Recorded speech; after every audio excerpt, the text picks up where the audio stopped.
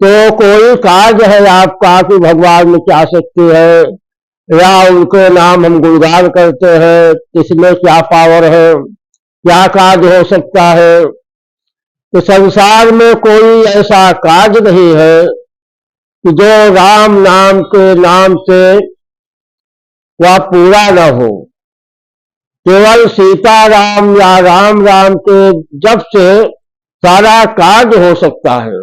जब कोई शक्ति काम नहीं करती, अपनी कोई ताकत नहीं काम करती, उस समय मनुष्य भगवान के शरण में जाता है और उनकी आराधना करता है, तो वही कार्य जो है बड़ी सरलता के साथ पूरा हो जाता है। अगर कोई कार्य आपका आ गया है, असंभव है, तो आप इसके लिए 11 दिन का अनुष्ठान करिए। एक अखंड ज्योति को जलाइए, जहां भगवान का पूजा पाठ आप कर रहे हैं वहीं पर एक अखंड ज्योति जलाइए, जिसमें कि 11 दिन लगातार ज्योति जलना है। आप देसी घी का इस्तेमाल कर सकते हैं। देसी घी नहीं उपलब्ध है तो तिल्ली का तेल जो है उसमें डाल सकते हैं, परंतु वह दीपक 11 दिन लगातार 24 घंटे जलता रहे। और जो आप जप कर रहे हैं, जप आपका वही होगा, सीताराम या राम राम, जो भी जप आप कर रहे हैं वही जप 2 घंटे, 4 घंटे, 5 घंटे उस दीपक के पास बैठ करके अखंड ज्योति को देखते रहिए और मन में सीताराम सीताराम का जप करते रहिए। तो इस तरह आप 11 दिन आपका कार्यक्रम चलेगा। एक टाइम फलाहार खाना पड़ेगा और शाम को जो है भोजन करना है। सात्विक भोजन आपको करना पड़ेगा, जिसमें कि लहसुन प्याज का इस्तेमाल न हो। तो शाम को वह भोजन करें और दोपहर में एक टाइम फलाहार करें। इस प्रकार करें 11 दिन लगातार, तो भगवान की ऐसी कृपा होती है कि आपका कार्य 11 दिन के भीतर पहले तो हो जाएगा, नहीं तो इसकी शुरुआत जो है 11 दिन के अंदर हो जाएगी। इसलिए भगवान के नाम में बहुत बड़ी ताकत है और बहुत बड़ी शक्ति है। संसार में कोई ऐसा कार्य ही नहीं है जो कि भगवान के नाम का आप जप करें, उनका अनुष्ठान करें, वह न हो। सारा कार्य संभव हो जाता है। जैसे आप सीताराम सीताराम का जप कर रहे हैं, कोई किसी प्रकार की लालसा आपके अंदर नहीं है, आप जप करते चले जा रहे हैं, मन में किसी प्रकार की इच्छा नहीं है, तो सारा कार्य आपका समय आने पर होगा। समय आने पर सारा कार्य होता चला जाएगा और भगवान आपकी रक्षा करते चले जाएंगे। यदि कोई आपका आवश्यक कार्य आ गया है कि हमारा यह कार्य होना अति आवश्यक है, तो इसके लिए आपको 11 दिन का अनुष्ठान करना पड़ेगा। जब आपका जो है जाप जो करते हैं वह बराबर चलता रहेगा। आप सोते जागते रेंगते बैठते कोई कार्य करते, आप सारा कार्य करते रहिए और मन में सीताराम सीताराम का नाम जपते रहिए। परंतु कोई कार्य आपका है तो कम से कम 4 घंटे जो है सुबह और 2 घंटे शाम को, 6 घंटे आपको दीपक के पास समय देना पड़ेगा और सीताराम का जप वही दीपक के पास बैठकर 6 घंटे आपको जपना पड़ेगा। और भगवान का नाम तो आपको दिन भर जपना पड़ेगा, परंतु उसमें छूट यह है कि 6 घंटे के अलावा आप कोई भी कार्य कर रहे हैं, सारे कार्य को आप करते रहिए और मन में सीताराम सीताराम का जप करते रहिए। इस प्रकार आपका अनुष्ठान होगा तो कितना भी असंभव काम हो वह संभव हो जाता है।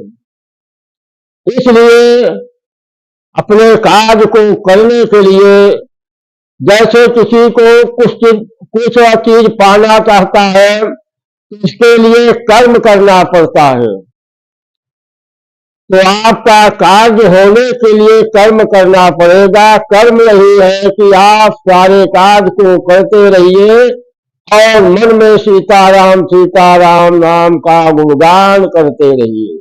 इसमें सबसे बड़ी खूबी यह है कि आप जब हमेशा सारे कार्य को करते समय सीताराम नाम का जप करते हैं, करते रहेंगे तो आपकी जबान से झूठ नहीं निकलेगा।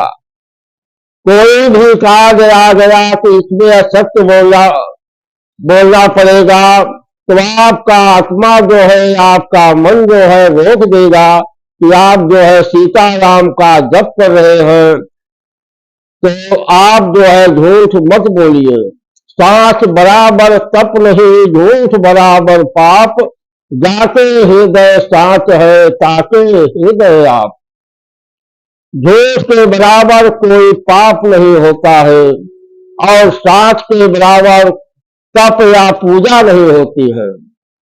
इसलिए जब आप सत्य बोलने लगेंगे और सीताराम नाम का जप करते रहेंगे, उनका गुणगान करते रहेंगे, तो जाके हृदय साच है ताके हृदय आप। जिसके हृदय में सत्य निवास करता है उसके हृदय में नारायण भगवान निवास करते हैं। इसलिए सत्य जो है बहुत जरूरी है।